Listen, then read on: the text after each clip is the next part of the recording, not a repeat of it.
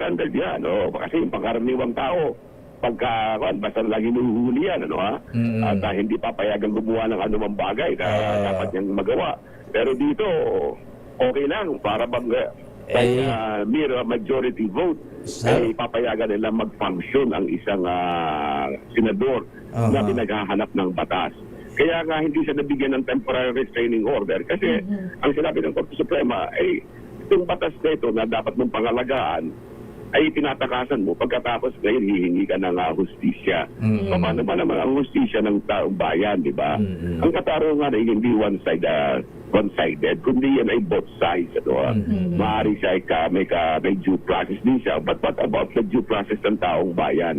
Yung karapatan din ng taong bayan, bakit hindi natin mapangalagaan? Kaya para sa akin, katulad ng isang bilanggo na opisyal na hindi pwede mag-function, ganun din ang isang pinaghahanap ng batas na hindi siya pwede mag-participate sa ganyang sa Senado sa pamamagitan ng online representation.